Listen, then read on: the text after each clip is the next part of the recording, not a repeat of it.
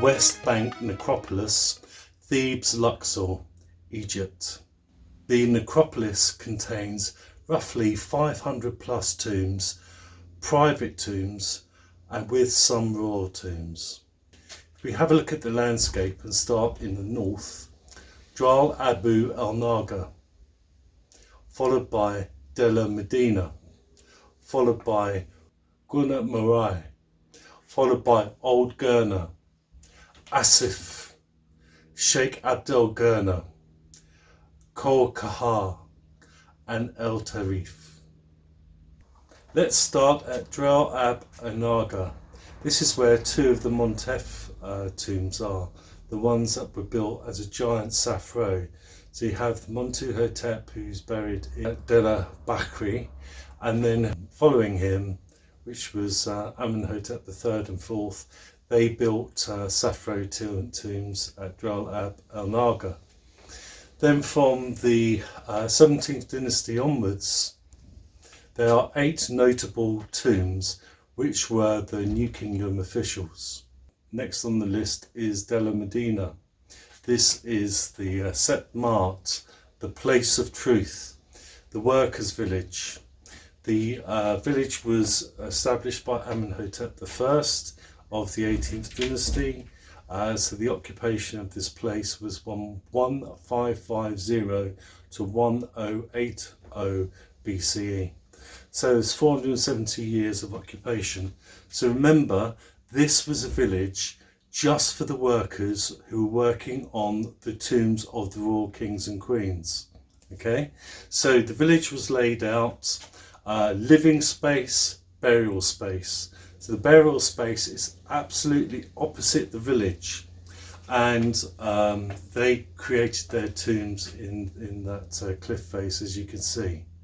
The depopulation of the village started in 110 BCE until 1080 BCE, and that's because they were suffering with the kings of the 20th dynasty living in the north and forgetting to send caravans of goods to keep them there, to keep them working on the royal tombs.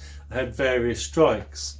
But towards the end of that 1080 BCE period, there were Libyan raiders coming in, attacking the village. There were tomb robbers. So it became a lawless area. And most of the villagers went off to the mortuary temple of Ramesses III and turned it into a fortress, a safe fortress for themselves to live. Number 3 on the list is Gerner Marari, south of Sheikh Abdel Gerner. The cemetery was for the officials of the New Kingdom. 18 notable tombs and ongoing investigations. So well worth dropping in and having a look. Then we move on to Old Gerner, which is behind Sheikh Abdel Gerner. This was the home of the tomb robbers. So when that lawless period happened, they lived here. And their job was to rob the tombs, pay off the local officials who were supposed to guardian the tombs, and everyone else, and taking a cut for themselves. When Guy Brunton, who was the former student of William Matthews Flanders Petrie, visited Luxor, he said from the East Bank he could see 100 fires every night on the West Bank. And what the robbers were doing in the 19th century was they were burning the mummies to release the jewellery, which they could then sell to foreign tourists who were coming on their expeditions, their grand tours in the 19th century. So if you can imagine 100 fires a night, something had to be done. So in 1825, they started to rehouse some of these people who were reluctantly leaving. It wasn't until the 1940s that the Egyptian government stepped in, so that would be under British rule at that time, and built a new Gerner away from the royal tombs, so these people could get housed. So it was another 115 years before a new village was built for these tomb robbers. Number 5 on the list is the Acef Tombs, very close to Dela Bakri. Now you've got 18th, 22nd, 25th and 26th dynasty burials there. from 1550 BCE to 525 BCE. Wow, that's a long time. 1025 years. So we're looking at cemeteries. These are cemeteries that we're talking about. 12 tombs have been excavated and well worth going to have a look. If you're going to go to Luxor, you must go to the Acef Tombs. The site is under continuous excavation. It was in Acef that Lord Carnarvon and Howard Carter found the stele of Camosi, which said that he had enemies to his north, enemies to his south. That's where they found it, in the Acef area. Number 6 on the list is Sheikh Abdel Gerner. Oh, I know this place so well. Must have crawled over every square centimetre and metre in my time. It's the favoured cemetery of the New Kingdom officials. There are roughly 51 tombs on that hill. It's like a honeycombed hill, and there are ongoing investigations. Now, I've been going to Egypt since 1987. There have been 4 new tombs found in that region. Now, historically, people built their top of these sites. They used the robbed tombs as which became like cave-like structures as dwellings, and then eventually, as they got more wealthy from robbing tombs, they started building houses. So from 1987, underneath these houses, the tombs, the undiscovered tombs, or you can't say they were lost, they've never been lost, they've always been there, have collapsed. So they were cut out of the hillside by miners, decorated, the deceased person was put in, sealed up the tomb. For some reason they were left undisturbed.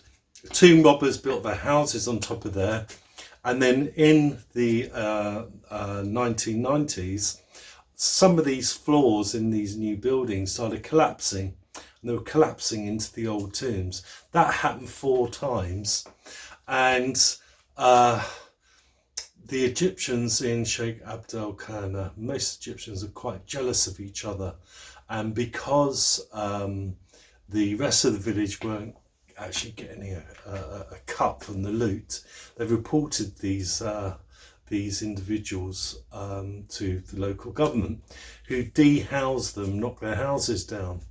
And because of this jealousy, they relocated this whole village of Sheikh Abdel Gerner to a new village which was built purposely for them, called the village of Mubarak.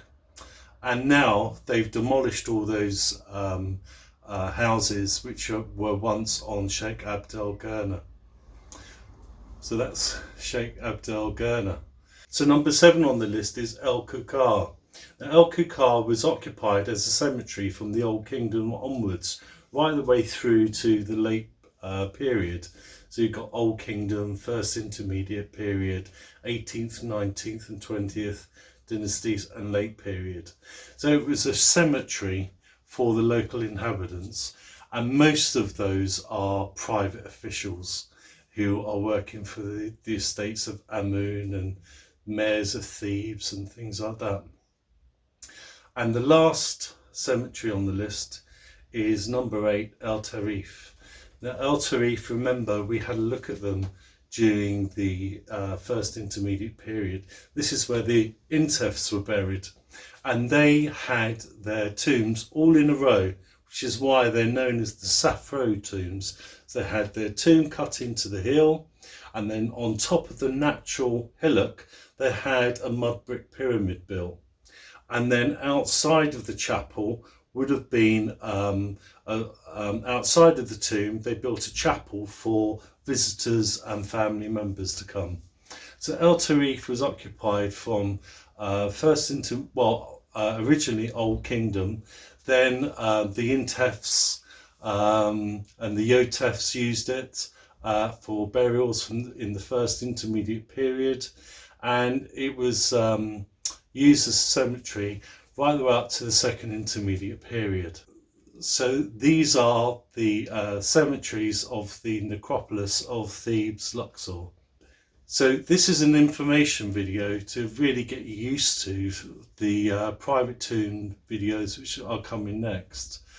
So if you've liked the information, press your subscribe button, thumbs up, and leave any comments below. And I'll see you real soon. Bye for now.